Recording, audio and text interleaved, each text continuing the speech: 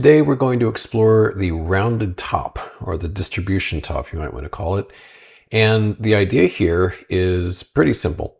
What it means is that there's a certain chunk of time, could be weeks, could be months, in which there is a price range within which a financial instrument like a stock trades. And the longer it goes, the more powerful it becomes whenever a breakdown, which would be the case for a distribution top, or a breakout to the bullish side occurs. Now, rounded tops is a little bit of a misnomer because they might not necessarily be like this perfect arch, but it's nice if they approximate that. And we'll see an example or two where the arches aren't quite as round and smooth as you might like. But let's just dive in with some real life examples here. We'll start with Royal Caribbean. The cruise liner RCL is the symbol. And as you can see here, and these are past examples, we had this long period, many months, where the stock was trading within this enormous range. And it started to break beneath that range right about here. And then it broke down, fell nicely, and then even better, retraced. This kind of gives you a second chance if you missed it the first time, because the closer it gets to this prior pattern, the better and the less risky it is. And let's just pause for a minute to sort of understand why this pattern works in the first place. This long range of activity represents real people paying real prices for real holdings. And some portion of them are still going to be in the stock at that price. And all of those folks are going to be none too pleased that their stock is showing a loss. So the idea here is that the closer you get to that huge blob of ownership, the more people are going to step forward and say, good, I've lost less now, I'm going to sell it. And the deeper you get into it, of course, more and more people will want to get out because they've been waiting just to reduce their loss, maybe even make a penny or two of profit and get out of there because they're kind of sick of seeing that ugly number on their screen. So that's why this whole idea of resistance works, because you've got this huge wall of owners that wants to get out. And the closer this gets, almost like a magnetic draw, the more of them will step forward.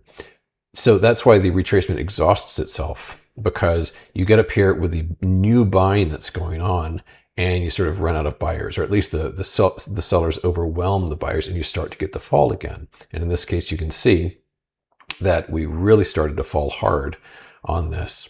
And it fell very precipitously away from this beautiful rounded top, and subsequently pushed higher. And then ultimately, this became something in the rearview mirror, ancient history, but this was a tremendous move and a really good trade. Here's our next example, BAC, Bank of America. And this stock had been going up and up and up and up and up. And finally it stalled out and created this top here, which is a pretty clean top.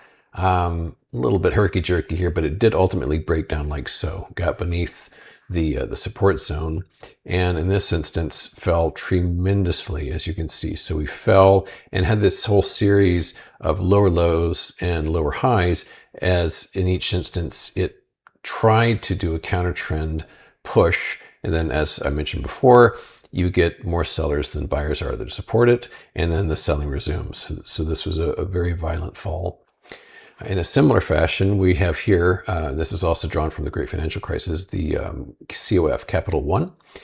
This is an especially well-formed pattern. You can see that this drawn object I've placed on it envelops almost perfectly all the price action, and you can see the breakdown start to take place here. And as before, you get this increasingly violent push to the downside before finally you get the ultimate bottom here and we get the big push higher. So, but you can see the potential in that trade following that gorgeous rounded top that we experienced. Now, this isn't to say that every rounded top is followed by, a 90% plunge. Sometimes you can get a drop, but a modest one. Like here's IBM. This also was a very well-formed pattern. And yes, it did start to broke down quite a lot. It basically gave up this entire run, but it bottomed and began to rally. And as you can see, this pattern became ultimately moot, although this was a nice trade in the interim. Now let's move on to editor, my tongue went bleh, so let's chop that out. Okay, try again. Let's look at some examples of stocks that looked like they were going to break down, but failed. The pattern basically was a trickster and it did not work out. Here's IMAX. And here we have another instance of months and months and months trading here. Very clean pattern. The high sort of arch lower, we begin to lose energy. And it looks right here like it is just at the cusp of a really serious breakdown. But no, didn't happen. It got very close to support and then strengthened and pushed out of and away from the pattern. And as you can see, it would have been a real error to jump the gun and think, okay, great, I'm going to short this because it looks close to finishing. But the thing is, there's a difference between close to finishing and finishing. It did not do that. And it blasted above this pattern, which benefited long positions instead. And even when a pattern does complete, it does not necessarily mean you've got a definite winner on your hands. If it does break down, what you need to watch for is for it to penetrate resistance. If it pushes back into the pattern, that's a warning sign. And the deeper it pushes in after it's complete, the worse it looks. So here's MIDD. We had this rounded top, it broke down, but look what happened afterwards. It pushed higher, retreated some more, pushed higher. And as you can see, this didn't work out at all. Yes, there was a brief breakdown, but once it was pushed back into the pattern like so, the pattern is kind of irrelevant at that point. Now, instead of just doing like a reveal on this one, I'm going to show you an example of a pattern over the long haul, which gets less and less effective over time. Because oftentimes you want to look at a stock and see, well, based on the pattern I'm seeing now, have there been instances of this pattern in the past? And if so, that helps inform you about how does this stock behave with this particular pattern. But you can get trends too. You can get a change in the relationship. So here we have Seagate, STX. Here's a rounded top. It preceded a huge fall. Here's another rounded top. It preceded a nice fall, but not quite as good. Here's another rounded top. The fall is even smaller. And here's a rounded top, which was a complete fake out. As you can see here, and I'll just zoom in on this, we had a rounded top, it broke down, it pushed up, and this right here, we'll just zoom in on that even more, this right here, it looked like the perfect place to get short. What happened though? We pushed into the pattern, in which case it is rendered moot. It is not a good trade anymore. And thank goodness we think that way, because look what happened afterwards. This seemed to be a beautiful short. It got up here, everything's still fine. The moment it pushes back into the pattern, this is a mistake.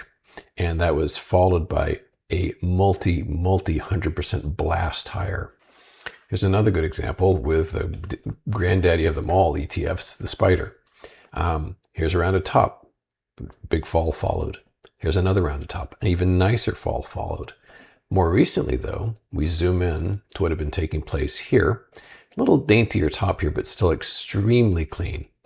But this is one of the great fake outs of all time, because we had a rounded top, a breakdown, a retrace. Right here looked like the perfect time to get short, but it leaped ahead and this pattern was absolutely rendered irrelevant at that point, and it exploded higher to lifetime highs. One last example along this line to drive the point home. Here's Allstate, ALL. Here's a rounded top, nice fall. Here's a rounded top, very nice fall. And then here is a very well-formed rounded top, which I guess you could say it completed a little bit. It dipped below it just a touch, but it went right back into the pattern. It really never completed. In fact, truth be told, I might want to adjust this just a touch like so. Yeah, it was very sneaky. It got a tiny bit below, but it swiftly revealed that this is a fake out. This is not going to happen. The breakdown had not completed, and afterwards it zoomed higher. As you can see, much higher. So this was very tricky because the past two times it worked out very well. This looked like another winner, but it didn't really complete. And so just to wrap things up, here's one final example and a very recent instance, because this pattern, as I'm recording this, is still in play. So this is UnitedHealthcare, UNH. Nice rounded top here. Had a multi-month tumble, pretty significant drop. And in this case, two points I want to make, maybe 2 or 3 points. Point one is this rounded top doesn't look round at all, does it? It's more of an example of a distribution top, but still, we're going to let it go. It's still the same idea of this wall of overhead supply being built. So that's point one. It doesn't have to be this beautiful semicircle. Point number two is that we have a failed trend line here, and it's a doozy. This is the lifetime trend line, and it broke below it rather violently, and we've pushed closer to it. And the third point is that we've come up right just up against this massive overhead supply. So this should be just about it. Maybe there's a few dollars here and there of strength left in this, but this should be a good position to be short. But if we do push into this pink pattern again, the deeper it goes, the more irrelevant this pattern becomes. But as of this moment, this is exactly the kind of idea that presents itself and provides you a constructive trading opportunity with a level where you will know if you've made a mistake or not.